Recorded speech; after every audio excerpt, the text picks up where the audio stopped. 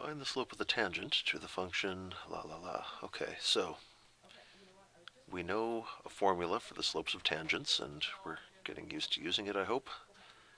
F of x plus h minus f of x all over h.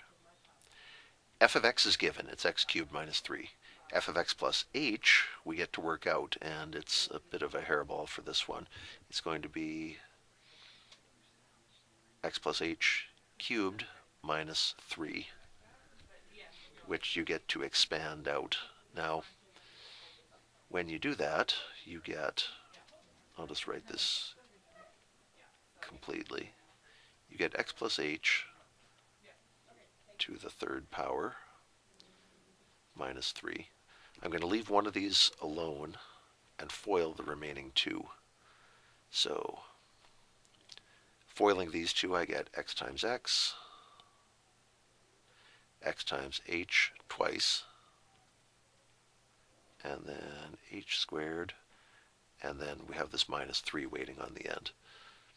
Now I take this x plus h and I distribute it through. X times x squared, x times 2xh, x times h squared, h times x squared, that's the same as x squared h. I'm making stacks of terms that are like, so it makes adding easier. Xh squared, then h times 2xh is 2xh squared. And then h times h squared is h cubed.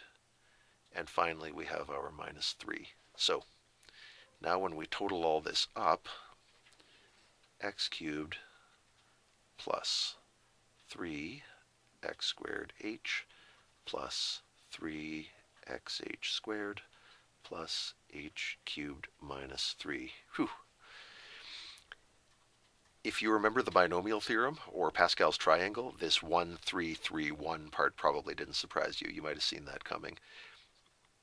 This is the kind of case where it can save you a bit of time, but no big deal. We powered through it and it still worked. So this is f of x plus h, all of this. Now we can load up our formula and see what it does. Limit as h goes to 0. F of x plus h is all that stuff I just wrote. X cubed plus 3x squared h plus... By the way, I realize the question specifies that x is going to be 4. We'll put that in shortly, but for now I'm keeping this general.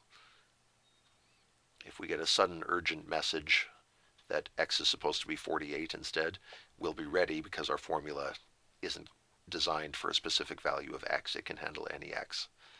Okay, so there's f of x plus h. I'm going to get rid of this now because I need the space.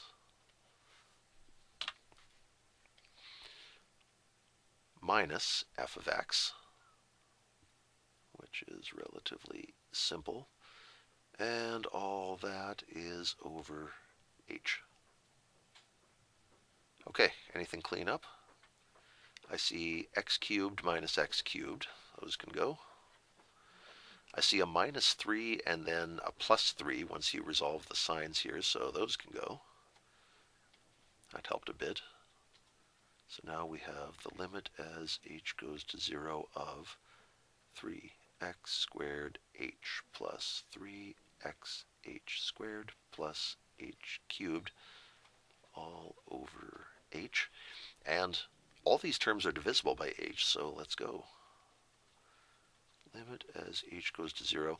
Divide this by h, you get 3x squared. Divide this by h, you get 3xh. Divide this by h, you get h squared.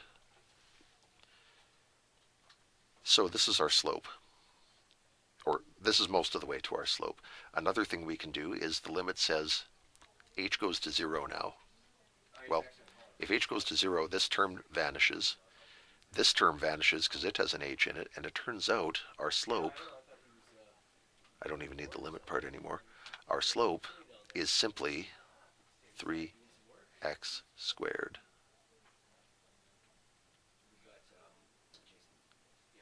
And so this formula says, tell me what x you're at, and I'll tell you what the slope is there. X cubed minus 3 has a curve that looks like this, flat in the middle. And so this function says if x is 0, then you're right in the middle here, and the curve's 0 for a moment. If x is 1, the slope is 3. If x is 2, the slope is 12. It picks up rapidly. If x is minus 2 or something like that, the slope is still positive because this curve is still increasing. So 3x squared tells you the slope no matter where you are.